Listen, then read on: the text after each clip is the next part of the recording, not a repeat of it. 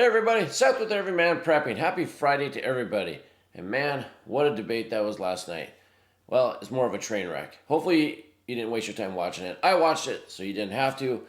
But if you got the sense of what's going on from if you've been on X or Facebook or any of those other platforms or just the TV in general, you know it was a disaster for Biden. It was an embarrassment for the country. We're going to go through some of that stuff. We're going to go through how basically everybody's throwing Biden under the bus. Not only the conservatives, but liberal media, Democrats, politicians. Basically a planned destruction of Biden last night is basically what I think would happen. So we're going to talk about that, a few other things. But let's get into it really quick here. And this is Joy Reid last night.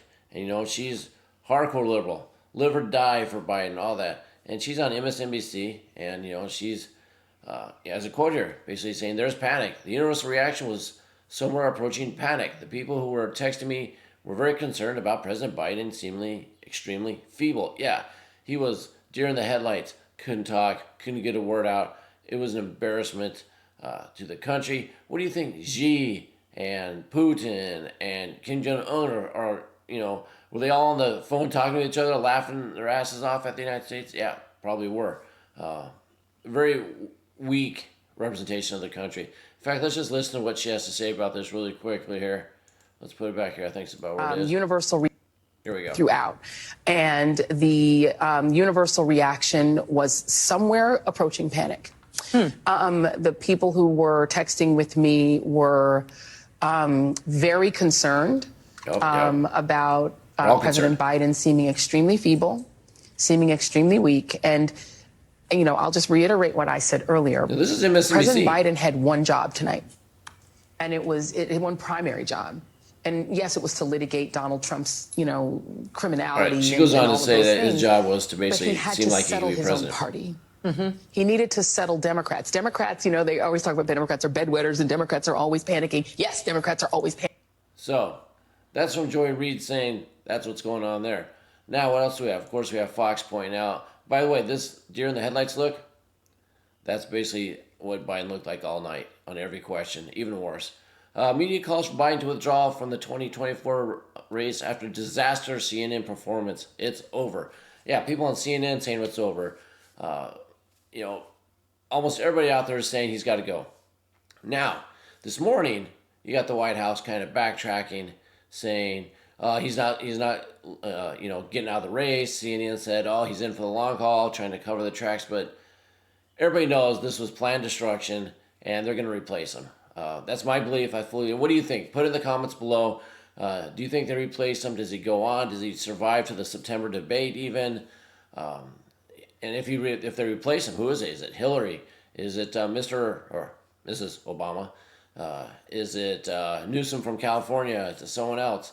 Write that down below. Also, take the time right now. Hit that like button, share, subscribe to the channel. If you've been lingering and haven't hit that subscribe button, do that also. Comment down below, all that great stuff. Let's get the algorithm really fired up on this. Let's get it out here. But let's go to another video.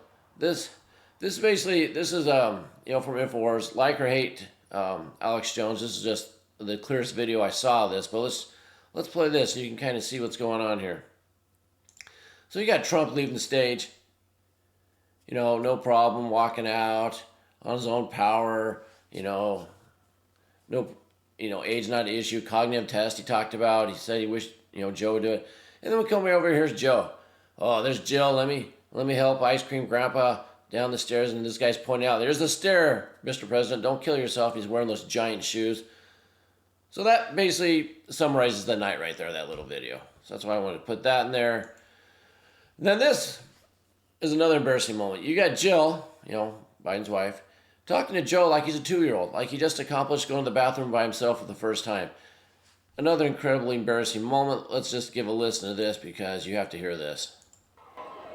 Joe, you did such a great job. You answered every question. You knew all the facts. Look at that look. Good job, Joe. You did it. You answered all the questions. What did Trump do? Why? Wow. That's what all I can say there. Was such a great job. That was the gist of the debate. Yeah, they both had their own talking points, but gist of the debate, our country looks like a laughingstock, which Trump pointed out many times during the debate, were weak militarily, financially, all the migrants coming in, destroying it. Did a good job pointing that out. Joe had nothing really to say much about it. So look for a replacement of Joe. Do they do it medically? Do they say he's just stepping down because he decided he didn't want to go? How do they do it? Like I said, put your opinions below. Moving on from there, we have the Supreme Court making a lot of decisions. They're trying to wrap up their session for their summer vacation they have coming up, so they're pumping out decisions lately. Just this one came today. Supreme Court makes it harder to charge the Capitol January 6th, the J6 people, those defendants with obstruction. A charge that had also been brought against Donald Trump. So they voted 6-3 in favor of the defendants that, the Justice Department was using an obstruction charge, which really only applied to evidence tampering and not to protesting. So this will probably free up a lot of the January 6th guys, because as Trump pointed out last night, a lot of those people wrongfully convicted, horrible treatment, horrible conditions, with all the rioters that were burning down cities, all the Palestinian ones that just recently were on New York City campuses, breaking into buildings, destroying things, breaking windows, destroying all the furniture, all that stuff that was going on, the spray paint and everything, tearing statues down. Just recently, no charges for any of them. But January 6 people, solitary confinement, years in jail. So one good thing would come up at Trump if he kept his word is, commuting all the sentences or just pardoning everybody. But Supreme Court, this will help a lot of people get out. That's good news. And then, of course, you have Garland responding to this, saying how disappointing it was that he couldn't throw more Americans in jail. So that's pretty expected coming from the Justice Department. And then the Supreme Court also ruled on the homeless shelters, saying that in a 6-3 decision again, they reversed the San Francisco-based appeal court, saying that sleeping bans do not constitute cruel and unusual punishment. Basically saying the city can pass an ordinance saying homeless people can't just camp all over the place, all over the city like this, and that they can move, impromptu shelters, impromptu camping locations, whatever the homeless set up. The cities can get rid of them, and you don't have a right to camp anywhere you want. So that's great to clean up our cities, because those places usually lead to, unfortunately, crime against not just the regular public, but against each other. Fires. We just had a major fire in the town I live in of a homeless encampment because, well, things happen, right? Giant fire, people got hurt, injured, killed, because those places aren't the safest thing. So they need to go shelters. And, if there's not room for shelters, well, I guess the government needs to figure that out. But it's not helping that there's mass immigration coming in from the southern border, which came up a lot last night. Also, pointed out that that's basically going to be the downfall of the United States. Going on to Israel and their attack on Lebanon. It is happening. It's going to come. Many countries are telling their citizens to get out. You got Germany, the Netherlands, you got Canada, the United States hasn't officially called saying, get your people out of here yet. They haven't, put that up yet. But what they've said is, we don't really advise that you go there, especially southern Lebanon. Don't go there. Don't go near Syria, and don't travel there. But it'll come soon. As soon as they say that, the war's on. As soon as the United States says get out, the war's on. I have another article here that the Pentagon's getting ready to help evacuate people. But what this put up is Israel made a video to warn Lebanese citizens that we're going to destroy your country. So let's check this out really quick. And, here you have, they're showing they're bombing their cities. They're showing, that they could destroy the ports, whether that's Beirut. Interesting video put out by Israel, warning, like I said, warning Lebanon what could happen and everything. So I don't read Hebrew, whatever that is, whatever that says, but they're showing basically we're going to turn you into Gaza. That's basically what this reminds me of. But they got the Lebanese flag up here flying. So that's just basically going to war. That war is going to happen. It's going to happen. So once that kicks off, then we have the Middle East. Does Iran get involved? Oil prices, inflation, yada, yada, yada, all that stuff. As I said before, here's from the head. The U.S. readies to evacuate Americans from Lebanon if the war erupts. It's going to be when the war erupts, not if. That's going to happen. They haven't called for it officially, but that will happen. What else do I have? Oh, yeah, let's do this. G4 magnetic storm going on earlier today. Point this out because I've talked about the pole shift, weakening magnetic field. Back in May 9th, May 10th, we have those multiple solar storms in a row that caused farming tractors to go haywire. A lot of the issues. We have a very weak magnetic field. We get a strong enough, X-class flare, yeah, we're going grid down. And this is to show that this was just a glancing blow of a very weak CME, very weak. It was an M, I don't know, it was in the M class, not in an X class. And it got us up to a G4 geomagnetic storm.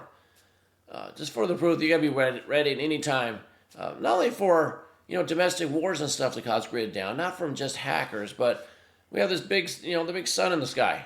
It has to say on what's going on too. And we're at solar maximum right now, about for another year. And with our weak magnetic field, lights out at any time basically. You'll have time with the CME. You'll have the day, 12 hours, 36 hours, depends on how fast the CME moves. So it'll be warning if that happens before that hits and it goes down. But, plan accordingly for all this stuff happening. Everything seems like it's happening at once. One last thing here, we have Moscow issuing warnings over U.S. spy drones. A couple of days ago, we had that post that there was an MQ-9 Reaper drone shot down, and then they said it wasn't, but then it says it was, so it's mixed news. Was it shot down or not? I don't know, but they're putting out a warning saying, we're probably going to start shooting them down because you're providing the target information. You provide the target information for that ATACM that some say was intercepted and it fell on the beach and killed all those people. Some say it was just targeting the beach and killed all the civilians.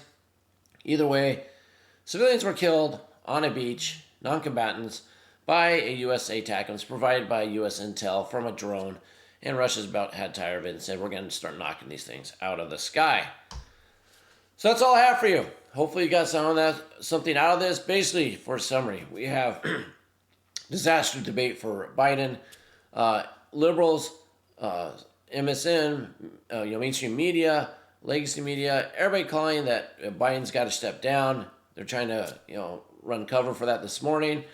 Then we have Israel, Lebanon going to fire up. Moscow's going to shoot down drones. Supreme Court, a couple good decisions protecting J6, and the fact that cities can throw homeless off the streets so we don't have, problems like that in Houston with, that 12-year-old girl that unfortunately was killed and thrown in the creek. Everything, all that horrible stuff that happens. The 35-year-old mother that was in South Carolina, North Carolina over there, same thing.